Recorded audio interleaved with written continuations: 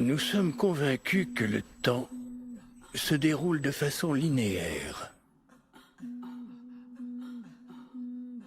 qu'il se poursuit de façon uniforme pour l'éternité, jusqu'à l'infini. Mais la distinction entre le passé, le présent et le futur n'est rien d'autre qu'une illusion. Hier, aujourd'hui et demain ne se succèdent pas. Ils sont connectés dans un cycle sans fin. Tout est connecté. On considère les trous noirs comme les bouches de l'enfer de l'univers.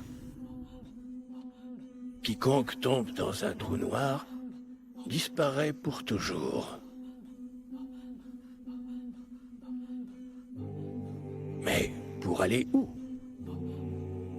Qu'est-ce qui se cache derrière un trou noir?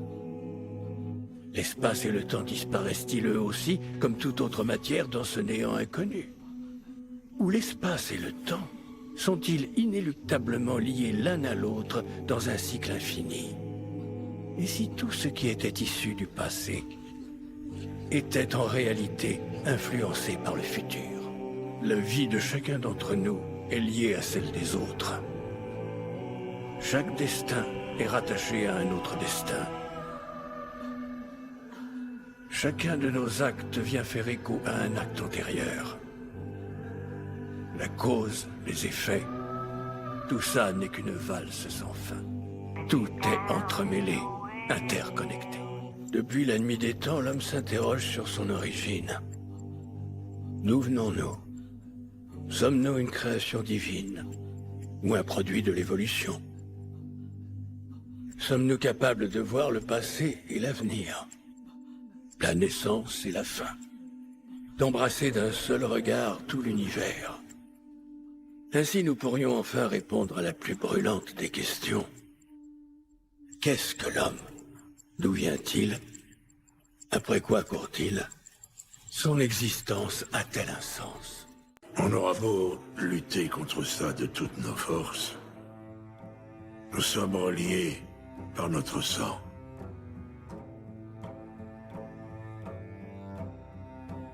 Il arrive qu'on se sente étranger à sa propre famille, qu'on ne comprenne pas ses agissements. Mais en définitive, on ferait tout de même n'importe quoi pour elle. Il existe toujours un fil qui relie toutes nos vies, les unes aux autres. Où est-ce que tout ceci a commencé? Où les choses ont-elles débuté? Dans le passé? Dans le futur? Qui peut dire où se situe le point de départ? Sera-t-on jamais en mesure de savoir ce qui est à l'origine de toute chose? Bien y a-t-il toujours un avant, et encore avant? Le début et la fin existent-ils seulement? Ou bien est-ce que tout est connecté dans un cycle sans fin? Début et fin. Ne serait-il pas simplement deux mots différents pour un seul et même mot? L'homme est une créature bien singulière.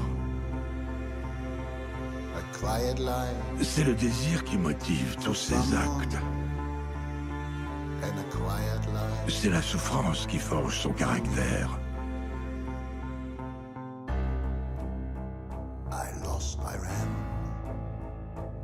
Il a beau essayer d'éradiquer la douleur, de réprimer le désir,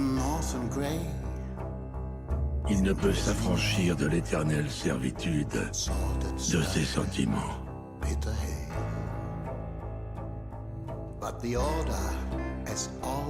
Tant que la tempête fait rage en lui, il ne peut trouver la paix, ni dans la vie, ni dans la mort.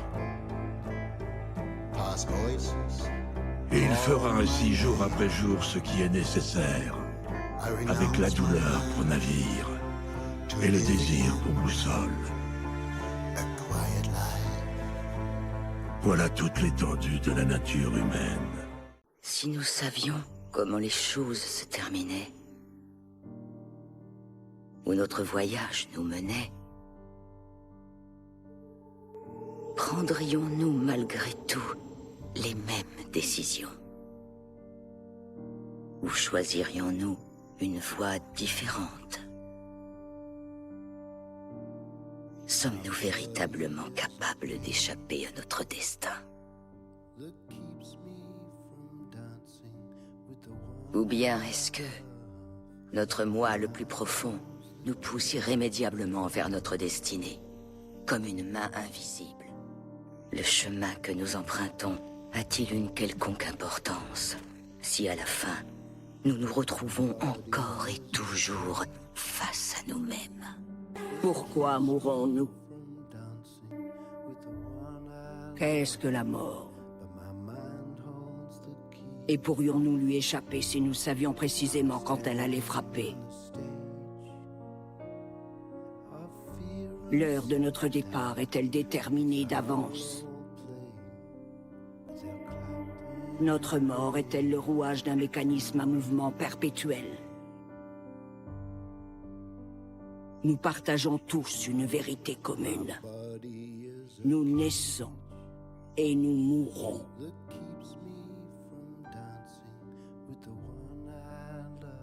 Peu importe le chemin que nous empruntons entre-temps. Le début est la fin. Et la fin est le début.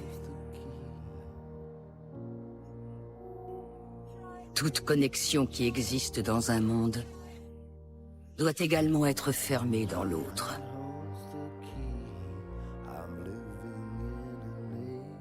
Tout est connecté. Dans la lumière et dans l'ombre. En tant qu'humains, nous avons du mal à accepter la mort. Nous nous accrochons à des choses qui ont disparu depuis longtemps.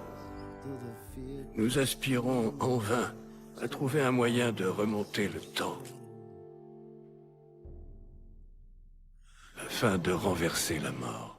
Mais si le temps est relatif et qu'aucun événement ne se produit réellement, et que dans le même temps, la superposition de différentes réalités est possible, ne serait-il donc pas également possible de faire revenir une chose que l'on croyait disparue depuis longtemps et de créer ainsi une nouvelle réalité dans laquelle ce qui est mort serait à nouveau vivant? Si notre vie se définit par ce qui se situe entre la naissance et la mort, elle existe alors à l'infini. Pourrions-nous parvenir à tromper la mort en trouvant un moyen de faire revenir la vie ici, à travers le temps? Le destin nous joue des tours cruels. Pourtant, nous penserons toujours qu'il existe un moyen d'inverser la tendance à notre avantage, à condition de le vouloir suffisamment fort. L'homme est capable de poursuivre une quête aussi inaccessible qu'elle puisse paraître, de manière frénétique, et ce, à travers toute une vie. Aucune résistance, aucun obstacle n'est assez grand pour empêcher un homme d'aller au bout de sa volonté. Cette obstination à vouloir atteindre nos objectifs n'est-elle pas justement ce qui nous différencie de l'animal, lui qui n'est régi que par son instinct? Tous les progrès réalisés à travers les époques ne résultent-ils pas de cet effort insatiable, de cet acte de la volonté?